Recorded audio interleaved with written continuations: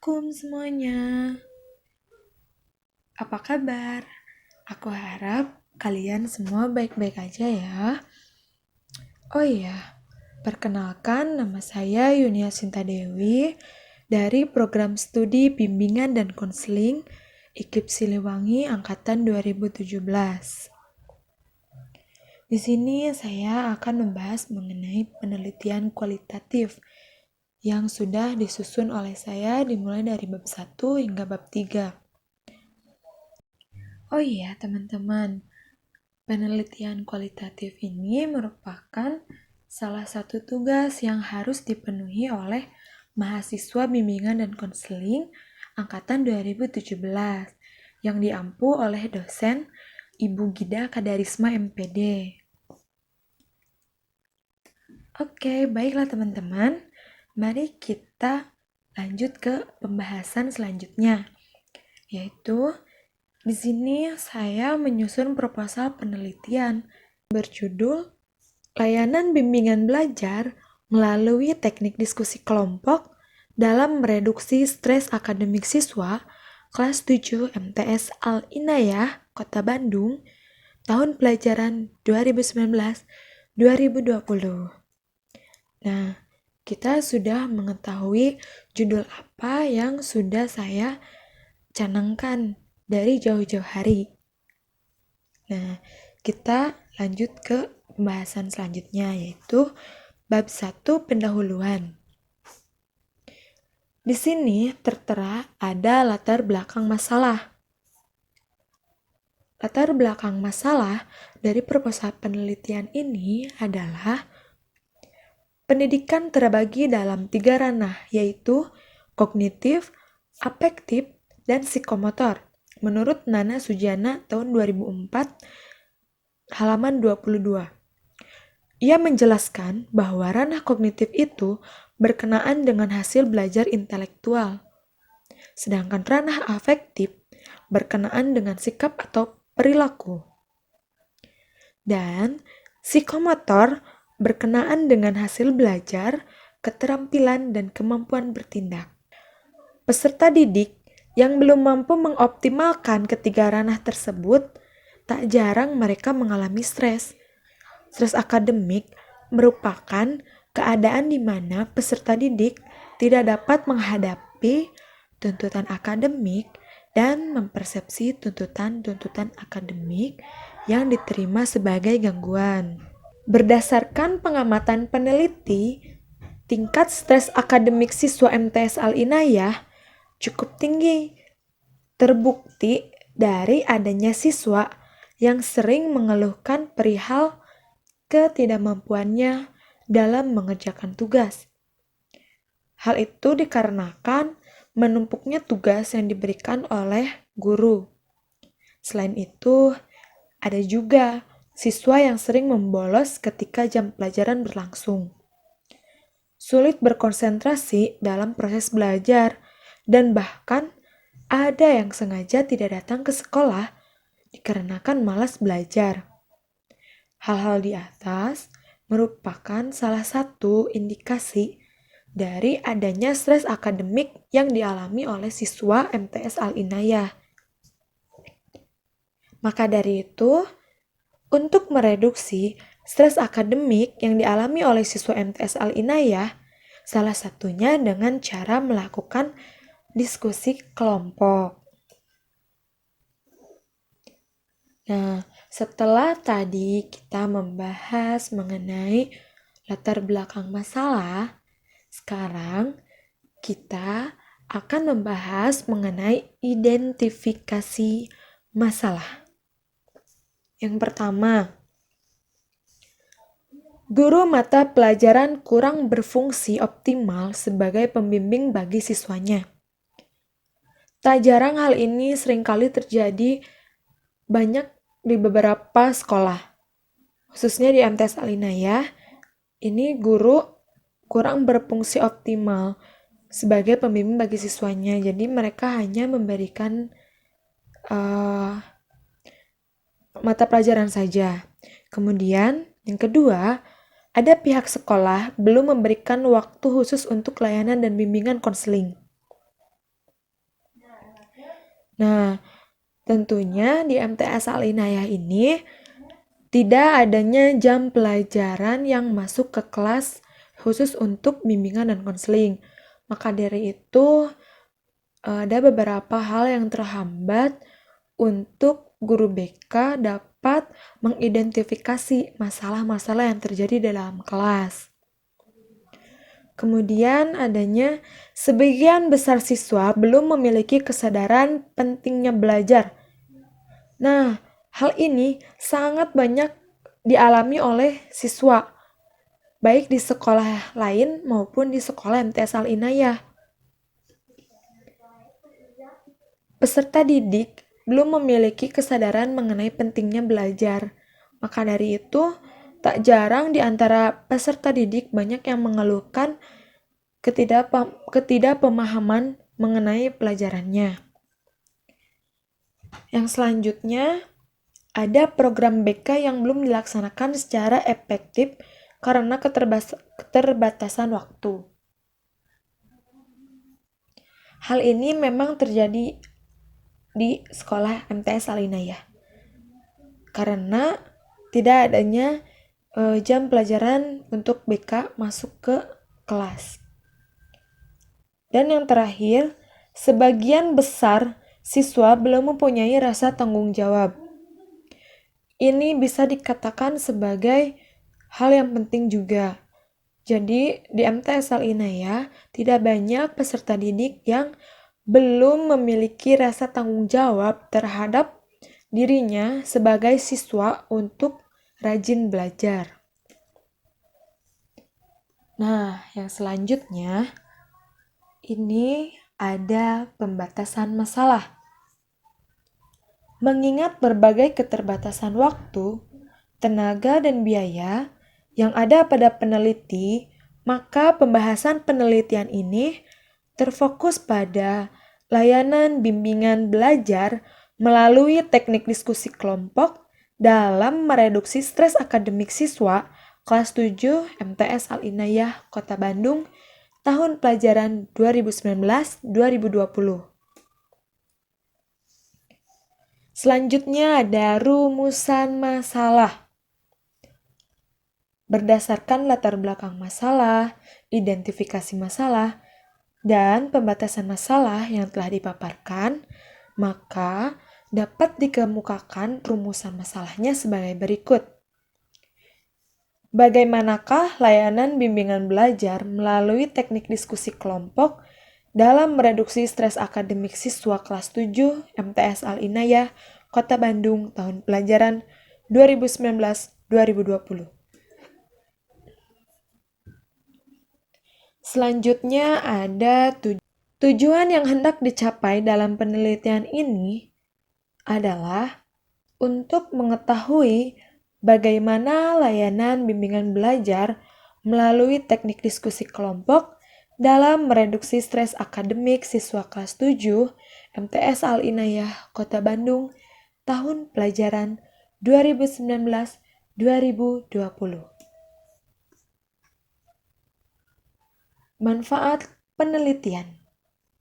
Hasil penelitian diharapkan dapat bermanfaat secara teoritis maupun praktis. Manfaat secara teoritis, yang pertama, ada menambah wawasan teori yang ada sehingga dapat mengembangkan disiplin ilmu, bimbingan, dan konseling. Selanjutnya ada sebagai acuan dalam melakukan penelitian lebih lanjut, terutama pada penelitian masalah-masalah yang berhubungan dengan layanan belajar melalui teknik diskusi kelompok dalam mereduksi stres akademik siswa. Kemudian ada manfaat praktis. Yang pertama, dapat dijadikan sebagai pedoman dalam usaha penyusunan program BK. Yang kedua, ada dapat mereduksi stres akademik siswa. Yang ketiga, menambah wawasan guru pembimbing dalam pemberian layanan belajar melalui teknik diskusi kelompok. Untuk pembahasan bab 1, telah selesai dimulai dari latar belakang masalah, identifikasi masalah, pembatasan masalah, rumusan masalah, tujuan penelitian, dan manfaat penelitian. Setelah kita membahas mengenai bab 1, kemudian kita beralih ke kajian teori dan pernyataan penelitian. Yang pertama, ada kajian tentang layanan bimbingan belajar. Pengertian layanan bimbingan belajar. Layanan bimbingan belajar merupakan salah satu di bidang layanan, bimbingan dan konseling sehingga peserta didik atau klien atau konseli dapat mengembangkan diri dengan sikap dan kebiasaan belajar yang baik. Materi belajar dengan kemampuan peserta didik dalam belajar, serta berbagai aspek dan kegiatan belajar lainnya. Kemudian ada tujuan layanan bimbingan belajar. Yang pertama, mengetahui, mengenal, memahami, menerima, mengarahkan, dan mengaktualisasikan potensi dirinya secara optimal sesuai dengan program pengajaran. Yang kedua, mampu mengembangkan berbagai keterampilan belajar. Yang ketiga, mampu memecahkan masalah belajar. Yang keempat, mampu menciptakan suasana belajar yang kondusif. Yang kelima, memahami lingkungan pendidikan.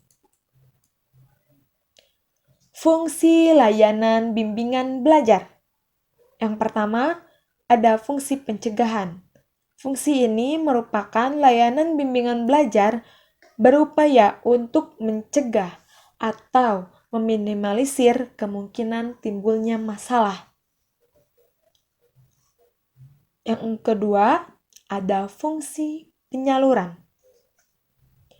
Fungsi penyaluran ini berarti menyediakan kesempatan kepada siswa untuk menyalurkan bakat, minat, atau potensi yang dimiliki sehingga mencapai hasil belajar yang sesuai dengan kemampuannya. Yang ketiga, ada fungsi penyesuaian. Salah satu faktor penentu keberhasilan siswa dalam belajarnya adalah faktor kemampuan untuk menyesuaikan diri dengan lingkungannya. Kemudian yang keempat, ada fungsi perbaikan. Berdasarkan fakta yang berada di lapangan, menunjukkan bahwa masih banyak ditemukan siswa yang mengalami kesulitan dalam belajar. Dalam hal ini tentunya dapat disimpulkan betapa pentingnya fungsi perbaikan dalam kegiatan pengajaran. Dan yang terakhir, ada fungsi pemeliharaan. Belajar dipandang positif harus tetap dipertahankan, atau bahkan harus ditingkatkan agar tidak mengalami kesulitan lagi. Contohnya, mengoreksi dan memberi informasi tentang cara-cara belajar kepada siswa. Nah, setelah kita tahu mengenai fungsi layanan bimbingan belajar, selanjutnya ada manfaat layanan bimbingan dan belajar.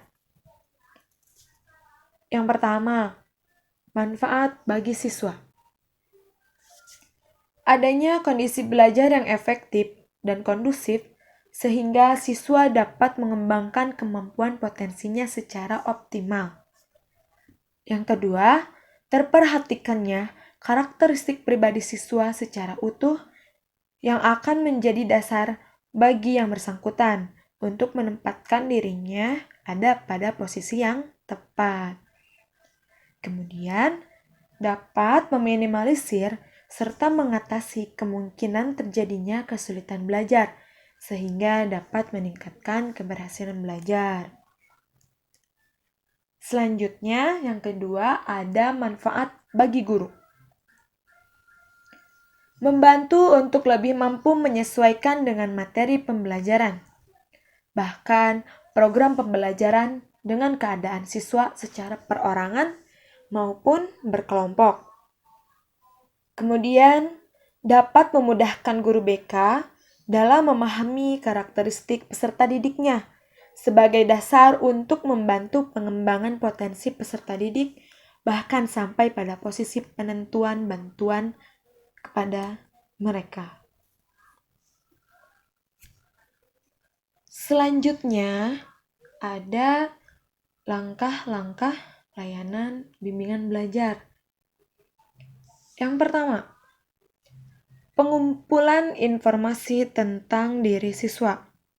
Hal ini sangat diperlukan sekali karena sebelum kita melakukan layanan bimbingan belajar terhadap siswa, kita harus mengetahui juga mengenai informasi-informasi tentang siswa. Maka dari itu diperlukannya data-data baik dari catatan guru ataupun dari teman sebayanya. Kemudian ada pemberian informasi. Kemudian ada penempatan. Ada identifikasi siswa yang diduga mengalami kesulitan belajar. Hal ini kita dapat mengetahui dan mengidentifikasi siswa-siswa yang memiliki kesulitan dalam belajar. Kemudian Anda memperkirakan faktor penyebab kesulitan. Di sini kita harus mencari tahu latar belakang kenapa siswa bisa mengalami kesulitan belajar. Selanjutnya yaitu memperkirakan cara pemecahannya. Selain dari kita mencari tahu latar belakang faktor penyebabnya, kita juga harus mengetahui bagaimana memperkirakan cara pemecahannya. Selanjutnya ada melakukan remedial atau bantuan.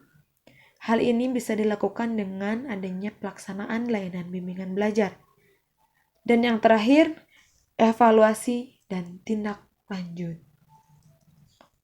Oke, mengenai kajian tentang layanan bimbingan belajar, sudah cukup dimulai dari pengertian, tujuan, fungsi, manfaat, serta langkah-langkah dalam layanan bimbingan belajar. Oke teman-teman, gimana? Apakah kalian sudah paham sampai kajian tentang layanan bimbingan belajar? Oke, kalau kalian sudah paham, kita lanjut ke pembahasan selanjutnya, yaitu mengenai kajian tentang teknik diskusi kelompok. Pasti kalian penasaran dong, apa sih teknik diskusi kelompok itu? Oke, daripada menunggu lama, kita lanjut ke pembahasan selanjutnya. Yang pertama ada pengertian teknik diskusi. Teknik adalah suatu cara atau model tertentu untuk pencapaian tujuan. Menurut Supriyawan D. dan A.B. Surasiga tahun 2010. Dan diskusi, pengertiannya adalah diskusi merupakan salah satu proses pertukaran pikiran, ide, pendapat antara dua orang atau lebih secara lisan dengan tujuan mencari kesepakatan atau kesepemahaman ide atau pendapat. Menurut Permana A.S. tahun 2012. Selanjutnya ada pengertian teknik diskusi kelompok. Diskusi kelompok adalah teknik bimbingan kelompok yang dilaksanakan agar para peserta didik sebagai anggota kelompok mendapat kesempatan untuk memecahkan masalah secara bersama-sama. Dalam diskusi tersebut, semua anggota kelompok diikutsertakan secara aktif dalam mencapai kemungkinan pemecahan masalah secara bersama-sama, mengutarakan masalahnya, mengutarakan ide-ide, mengutarakan saran-saran, saling menanggapi satu dengan yang lain dalam rangka pemecahan masalah yang sedang mereka dihadapi. Dalam kegiatan diskusi kelompok ini, yang memegang peranan penting adalah pembimbing. Tujuan dari adanya diskusi adalah yang pertama, memberikan kesempatan pada setiap peserta untuk mengambil suatu pelajaran dari pengalaman teman-teman peserta yang lain dalam mencapai jalan keluar suatu masalah. Yang kedua, memberikan suatu kesadaran bagi setiap peserta bahwa setiap orang itu mempunyai masalah sendiri-sendiri. Apabila ada persamaan masalah yang diutarakan oleh salah satu anggota, hal ini akan memberikan keringanan beban batin bagi anggota yang kebetulan masalahnya sama. Yang ketiga, mendorong individu yang tertutup dan sukar mengutarakan masalahnya untuk berani mengutarakan masalahnya. Yang keempat, kecenderungan mengubah sikap dan tingkah laku tertentu setelah mendengarkan pandangan, kritikan, atau saran teman anggota kelompok. Nah, jadi teman-teman, teknik diskusi kelompok ini adalah salah satu cara yang efektif untuk menangani suatu masalah karena mereka dapat mengutarakan saran-saran, ide-ide, atau masalahnya masing-masing kepada kelompoknya masing-masing, sehingga akan adanya salah satu pemecahan masalah yang dirumuskan secara bersama-sama untuk mencapai suatu tujuan tertentu, yaitu keluar dari permasalahan yang sedang mereka alami. Nah, seperti itu teman-teman, kajian tentang mengenai diskusi kelompok. Oke, sampai sini kalian sudah paham kan ya mengenai teknik diskusi kelompok, dimulai dari pengertiannya,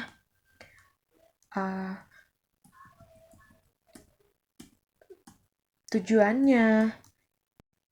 Nah, selanjutnya kita membahas mengenai kajian tentang stres akademik. Apa sih stres akademik itu?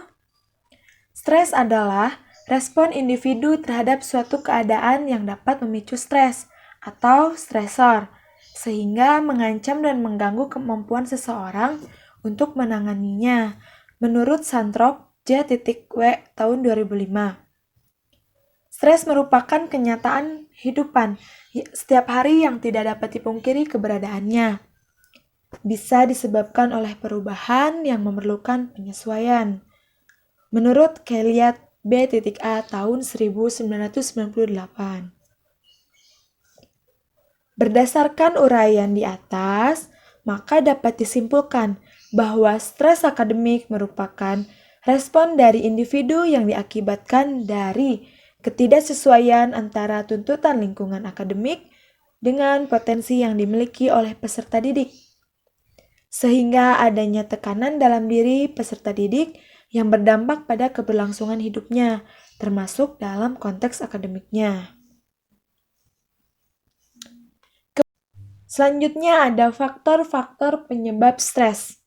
Berdasarkan penelitian yang dilakukan oleh Calaguas K.M. tahun 2011, faktor penyebab stres yang sering dialami oleh siswa di Filipina yaitu ada beberapa kategori. Yang pertama, stresor yang berhubungan dengan PPDB, yaitu dengan mengikuti prosedur pendaftaran, mengambil atau menambahkan mata pelajaran, dan validasi mata pelajaran. Selanjutnya, stresor yang berkaitan dengan mata pelajaran, seperti halnya mempersiapkan ujian, ujian tertulis, ujian lisan, lulus dalam ujian praktek, berpartisipasi dalam diskusi kelas, memahami diskusi kelas, melakukan penelitian, menyelesaikan karya tulis, mencari bahan referensi, menyelesaikan tugas, berpartisipasi dalam kegiatan penyuluhan. Selanjutnya ada stresor yang berhubungan dengan guru, yaitu menghadapi guru pengajar yang harus sempurna, metode pengajaran guru, penyesuaian dengan guru, serta permasalahan dengan guru. Selanjutnya ada stresor yang berkaitan dengan teman sekelas, yaitu berdebat dengan teman sekelas, kurang menyukai teman sekelas, persaingan dengan teman sekelas yang menyebalkan, serta tingkah laku teman sekelas yang kurang baik.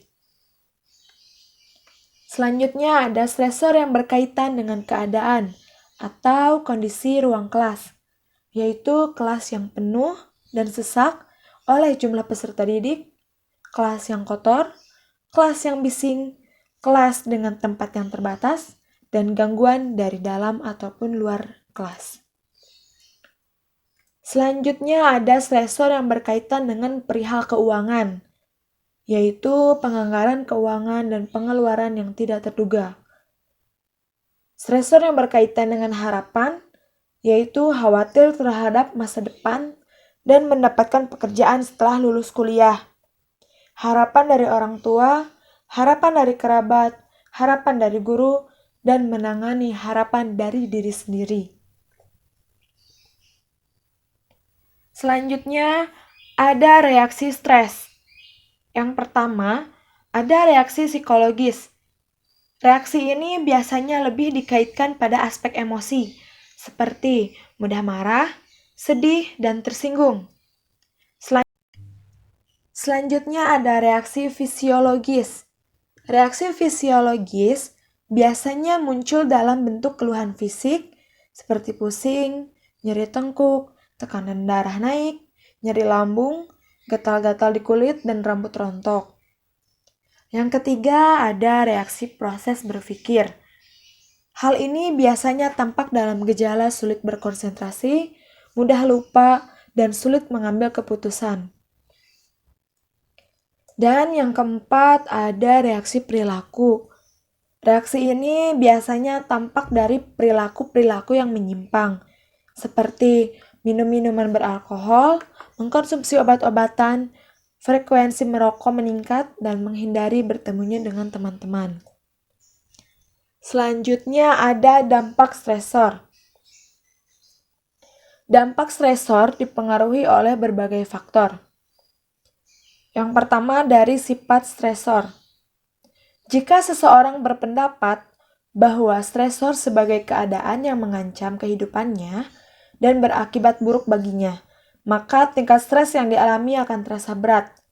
Namun, bila stresor yang sama dipandang dengan sudut pandang yang baik, maka tingkat stres yang dialami akan lebih ringan.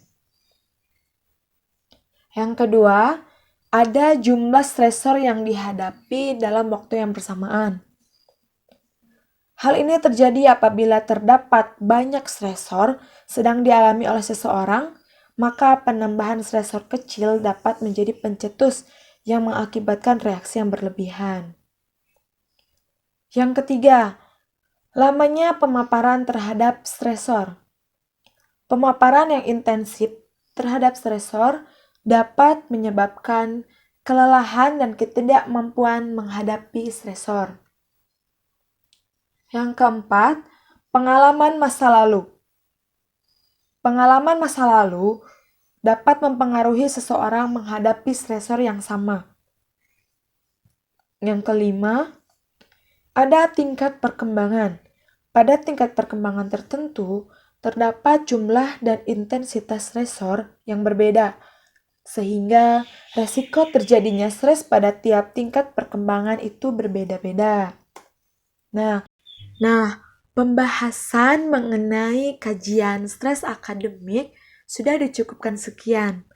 Maka selanjutnya kita akan membahas mengenai kerangka berpikir dari penelitian kualitatif yang disusun oleh saya. Kerangka berpikirnya adalah dalam mereduksi stres akademik siswa, salah satunya dapat menggunakan pelayanan bimbingan belajar. Dalam pendekatan hal ini melalui teknik diskusi kelompok. Karena diskusi kelompok ini cocok untuk digunakan di kalangan peserta didik.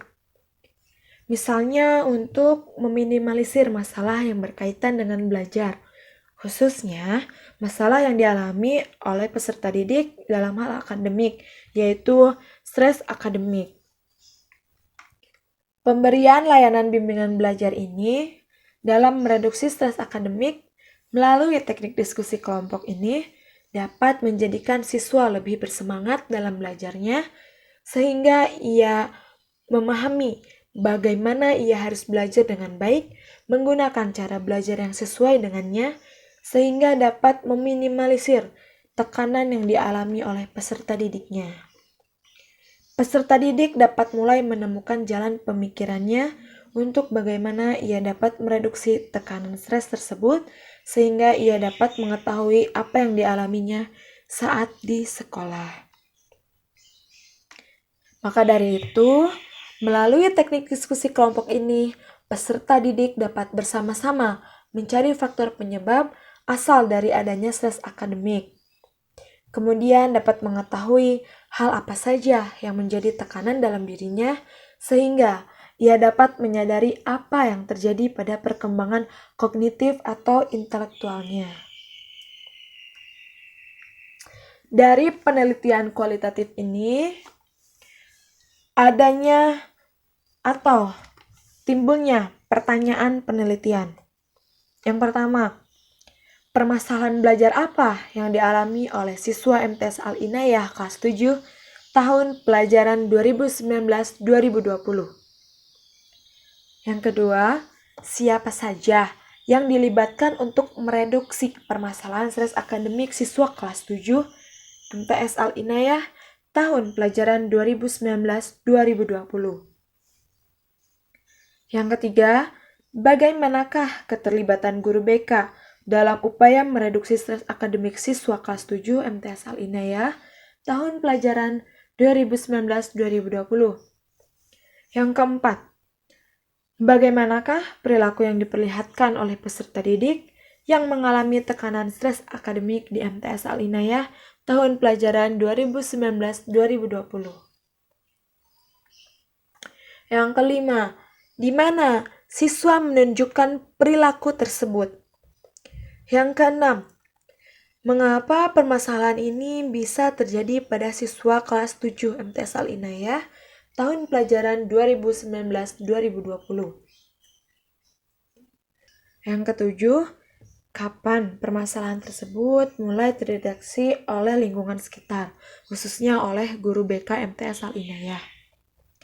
Yang kedelapan, bagaimana proses penanganan oleh guru BK terhadap permasalahan stres akademik siswa MTS Al-Inayah kelas 7 tahun pelajaran 2019-2020?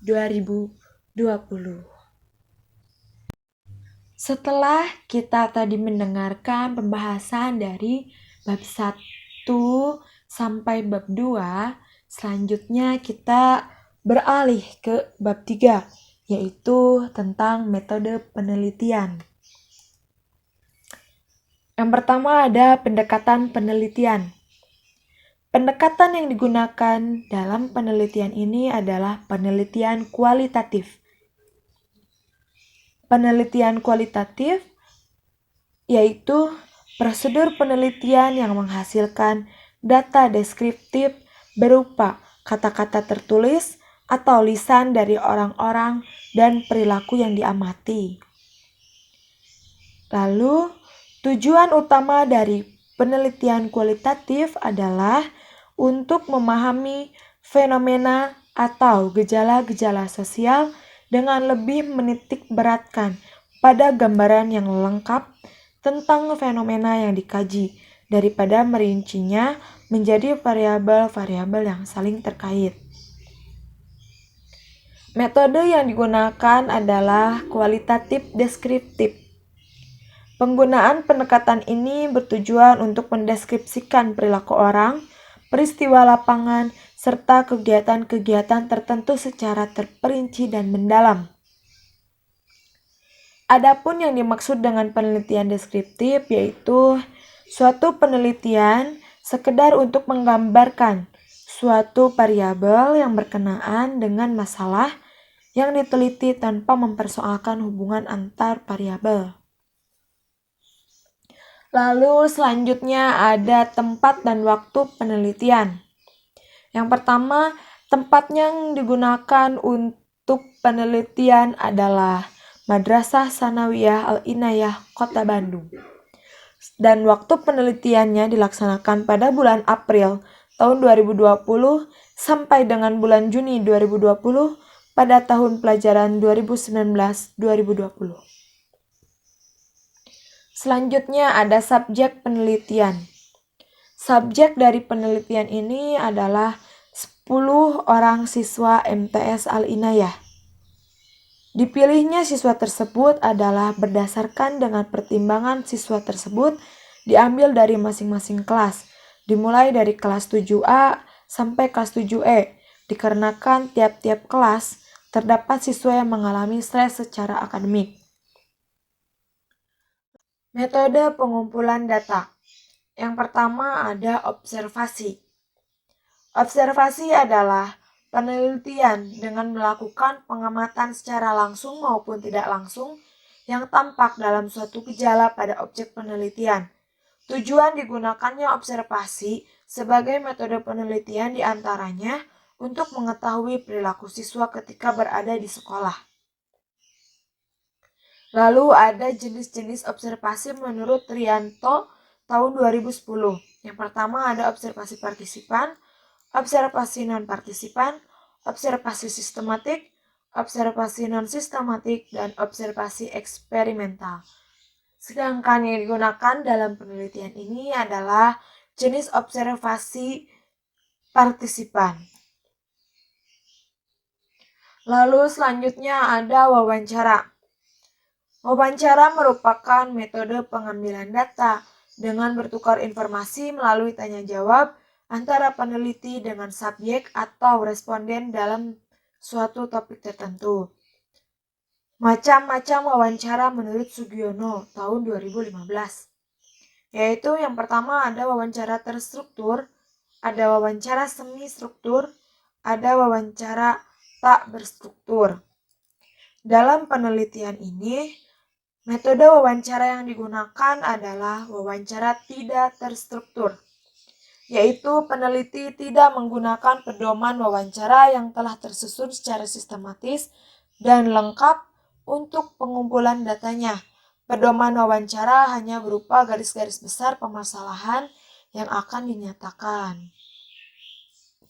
Lalu selanjutnya ada dokumentasi. Dokumentasi merupakan salah satu cara mengumpulkan data yang dilakukan dengan menyelidiki benda-benda tertulis dan mencatat hasil temuannya.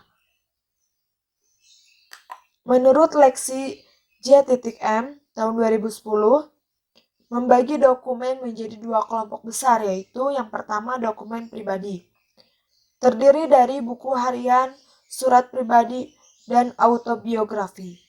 Dan yang kedua, ada dokumen resmi, yaitu dokumen internal berupa memo pengumuman dan instruksi dari lembaga tertentu.